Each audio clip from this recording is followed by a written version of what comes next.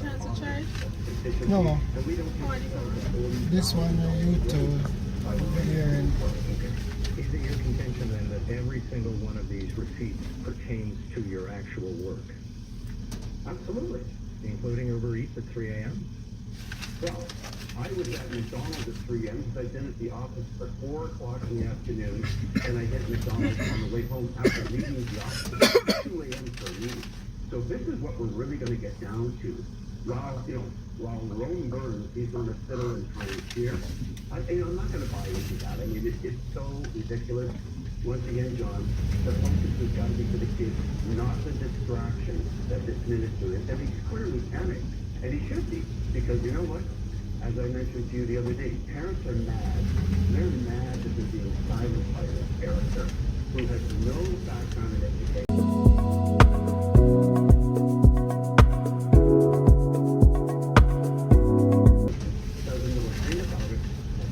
Appointed a bunch of contributors or whoever these people are to run the board that aren't even involved in education.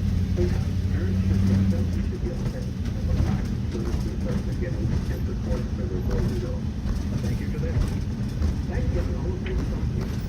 so coming up to Eglinton somewhere, and that's where train go under the tunnel. And most of it is tunnel it go on if you go down town. You make a loop. Come up deployed the National Guard to Washington, D.C., and now he's threatening to send them into all manner of cities. Chicago appears to be next on the list, but New Orleans, Boston could also be included.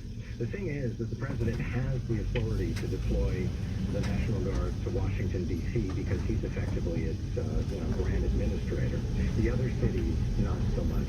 Let's turn to NBC News Radio national correspondent Rory O'Neill. Good morning, Rory. Hey, good morning, John. And I'd also point out, it's different too when you're deploying the Guard for law enforcement purposes. That's something that's pretty expressly prohibited, and that's another one of the high. How it played out in Washington, though, I've been listening to a lot of accounts. Some people are very happy because there actually has been a reduction of shootings and killings.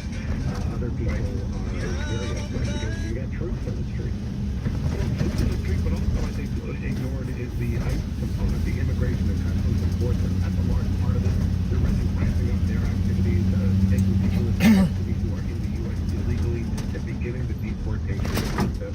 That's also something we believe is happening. They're preparing for that just north of downtown Chicago.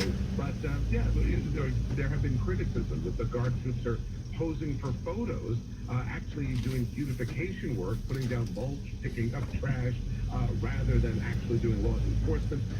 But it does have their presence in the big touristy areas in D.C., and that means that the D.C. police can then go back in those more crime-plagued areas. And how far is the possibility of the National Guard being deployed to, for example, Chicago? You're not supposed to be able to deploy the National Guard to the institution of the government.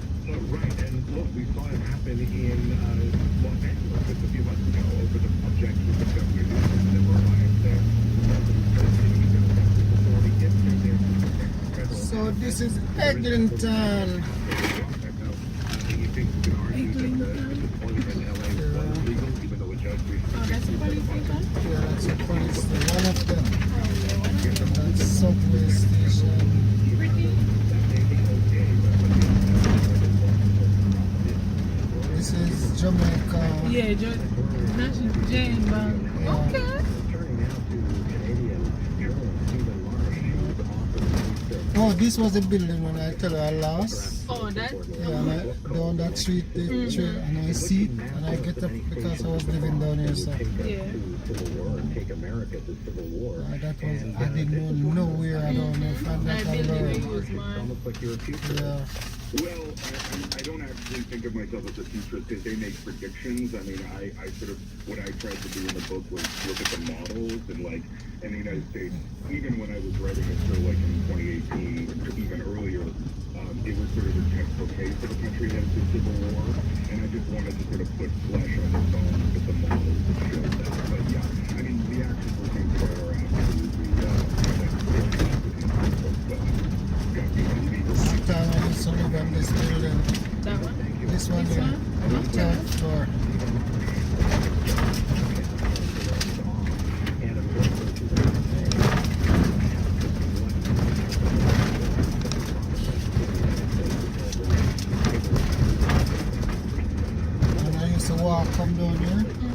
see the food market one bar used to be there. Yeah. I go in there every night and I win money. Sometimes I have Every single- 500 or Why? there's a poker box inside. We used to play it.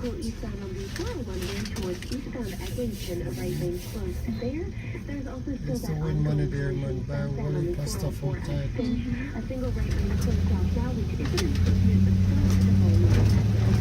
This is another subway station. You know what me let you know Is about that another one? subway station, the train underneath. Yeah. So the train under this road here going.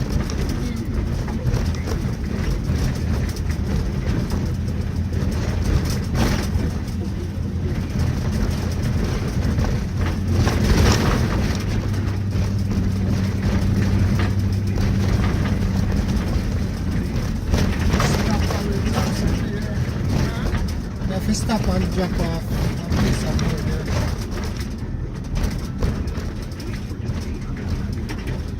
For a 12-month lease with $0 down. Yes, $899 per month. You can come look at me work on the cabinet there. This side. The cupboard is nice. Yeah, I'm think making that's stuff in there. She have 2 restaurants and Oh, I think I do plan another No. one. yeah, her husband. So she have one another fireplace? Downtown, yeah. That's what I was told. What'd you call yourself? 'Cause I didn't have a name. They referred to me by my initials. I tried to pull a fast one on them and call myself George Jefferson.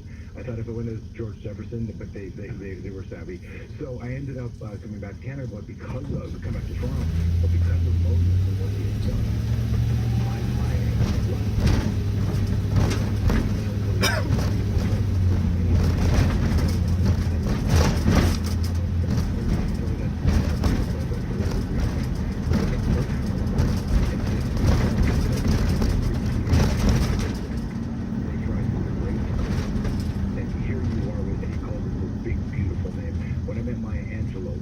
she said to me at her house, I love your beautiful name, and you kept your name. I don't know that it would have been able to if it wasn't for somebody like Moses and City TV and Much Music and the new music, what they did.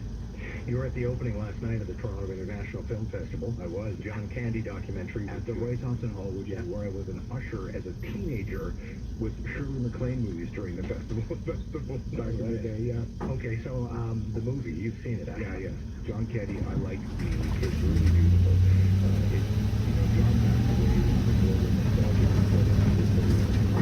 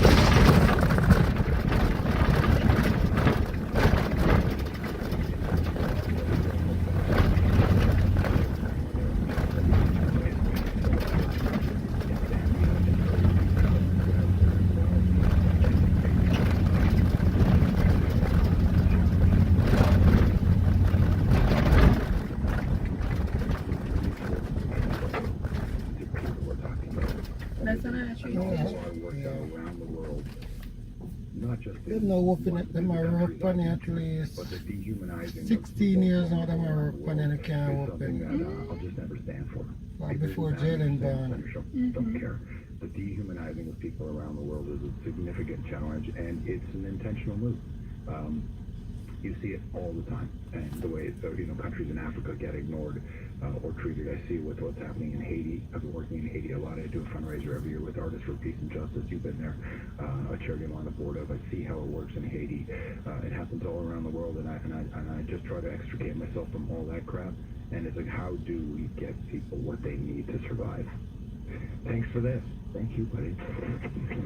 More John Moore in a moment on News Talk 1010 and the iHeartRadio app. Incidentally had stuck on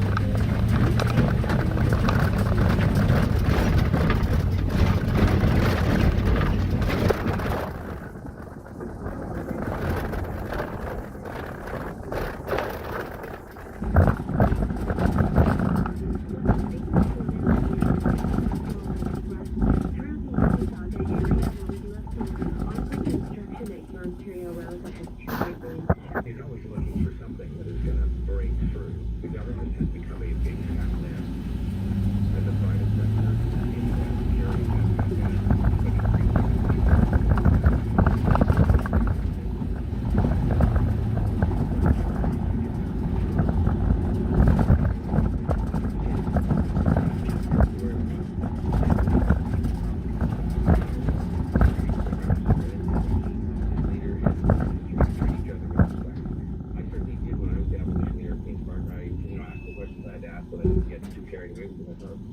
credible or legitimate. It's not me. And it is a good message. I think that what's going to be affected a lot of people when we talk